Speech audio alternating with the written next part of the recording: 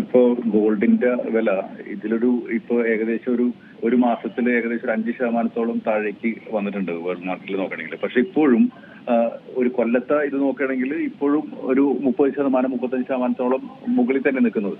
അപ്പോൾ ഇതൊരു ടെമ്പററി ആയിട്ടുള്ള ഒരു സിറ്റുവേഷൻ മാത്രമാണ്. ഇപ്പോൾ നമുക്കിപ്പോ പലപ്പോഴും ഗോൾഡിൽ ഇൻവെസ്റ്റ് ചെയ്യുമ്പോൾ കൂടുതലുണ്ടാവുന്ന കാര്യം വെച്ചാൽ അതിൽ നിന്നൊരു ഇൻകം കിട്ടുന്നില്ല. അപ്പോൾ ഇപ്പോൾ ഹൈ ഇൻട്രസ്റ്റ് റേറ്റ് ബോണ്ട് മാർക്കറ്റിലുണ്ട്. അപ്പോൾ പലരും ആ ഇൻകം കിട്ടാനായിട്ട് അവിടേക്ക് മാറുന്ന ഒരു സിറ്റുവേഷൻ ഉണ്ടാവും.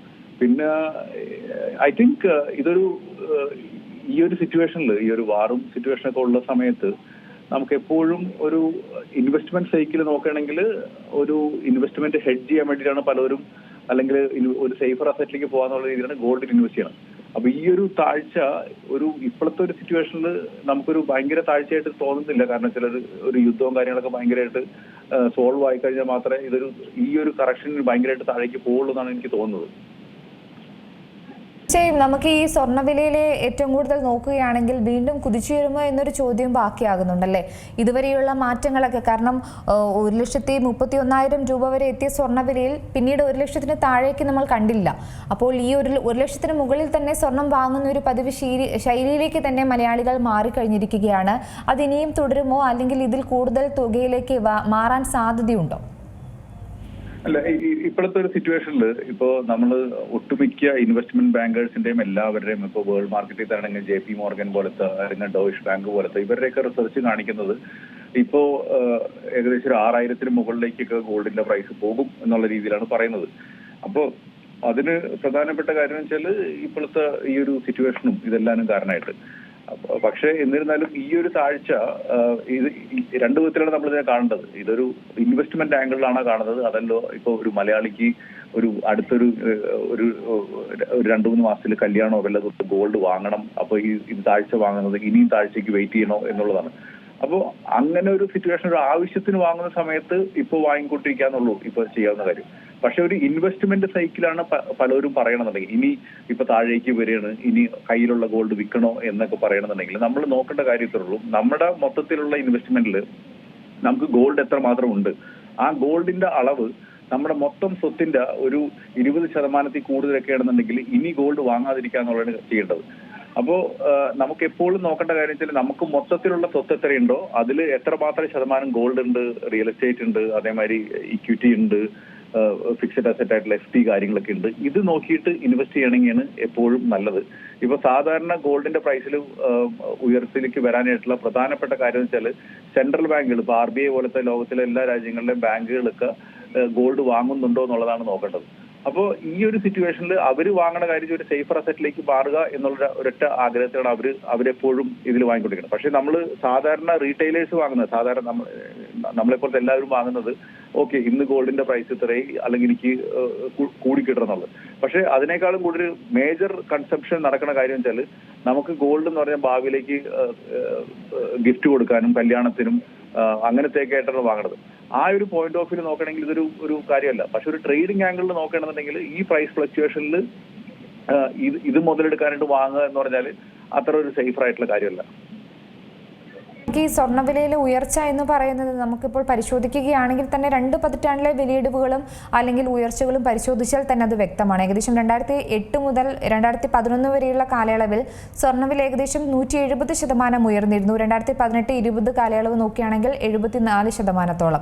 പക്ഷേ ഈ വർഷം റെക്കോർഡ് തിരുത്തിയാണ് സ്വർണ്ണവില നിന്നത്. പക്ഷേ പിന്നീട് അതിൽ വലിയ മാറ്റങ്ങളൊക്കെ വന്നിട്ടുണ്ട്.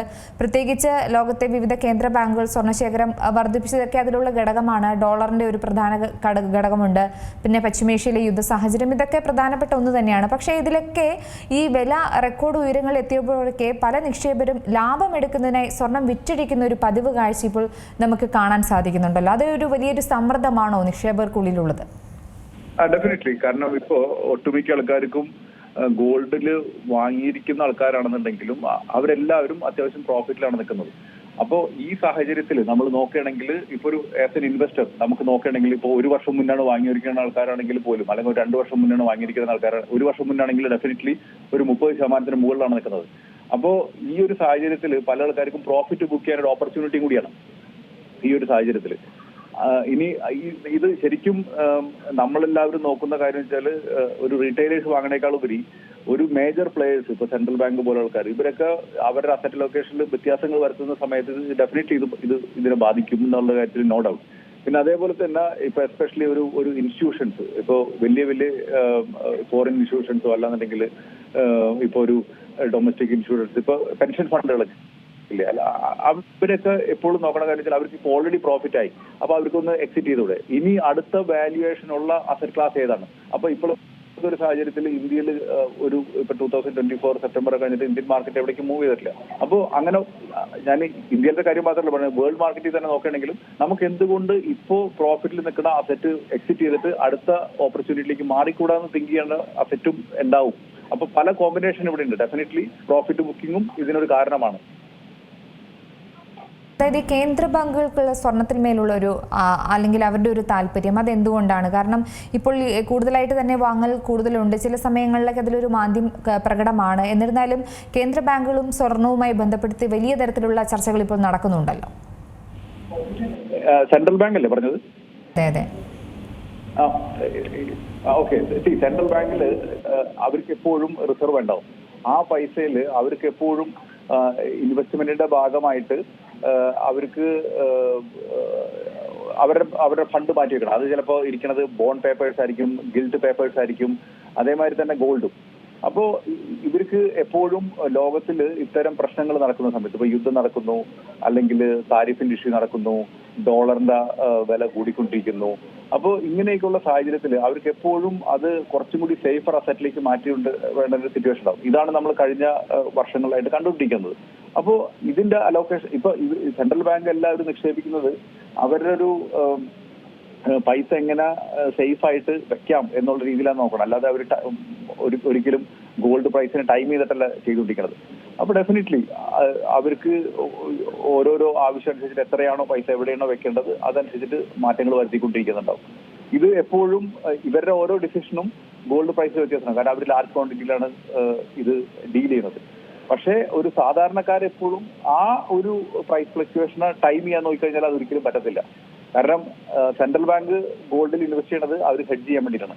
നമ്മൾ സാധാരണക്കാർ ഗോൾഡിൽ ഇൻവെസ്റ്റ് ചെയ്യണത് നമുക്ക് അതിൽ നിന്ന് ഒരു അപ്രീസിയേഷൻ കിട്ടാൻ വേണ്ടിയിട്ടാണ്. പക്ഷേ ഗോൾഡിൽ ഇൻവെസ്റ്റ് ചെയ്യുമ്പോൾ വേറൊരു അഡ്വാൻറ്റേജ് ഉള്ളത് ഒട്ടുമിക്ക ഇൻവെസ്റ്റേഴ്സും അതൊരു ലോങ്ങർ ടൈമിലേക്ക് ഇപ്പൊ ഗോൾഡ് വാങ്ങുമ്പോൾ എപ്പോഴും മനസ്സിലുണ്ടാവുന്നത് ഒരു 5 കൊല്ലം 10 കൊല്ലം കഴിഞ്ഞിട്ട് വിൽക്കാന്നുള്ള രീതി. പല ആൾക്കാരും വിൽക്കണയെ പറ്റി ആലോചിച്ചിട്ട് പോലും ഉണ്ടാവില്ല. അത് ഗോൾഡിൽ ഇൻവെസ്റ്റ് ചെയ്യുമ്പോൾ എപ്പോഴും ഒരു നല്ലൊരു കാര്യമാണ്. പക്ഷേ ഗോൾഡിൽ ഇൻവെസ്റ്റ് ചെയ്യുമ്പോൾ പലപ്പോഴും ഈ കല്യാണവും ആവശ്യങ്ങളൊക്കെ വരുമ്പോൾ പലരുടെയും വിഷയം പറഞ്ഞാൽ ഒരു 2 മാസത്തിൽ ലാർജ് ക്വാണ്ടിറ്റി വാങ്ങണം. അതൊരു ടെൻഷൻ പിടിച്ചൊരു കാര്യം തന്നെയാണ്. ഏറ്റവും പുതിയ വാർത്തകളും വിശേഷങ്ങളും വിരൽത്തുമ്പിലറിയാൻ സീ മലയാളം ന്യൂസ് എല്ലാ ഡിജിറ്റൽ പ്ലാറ്റ്ഫോമുകളിലും ലഭ്യം.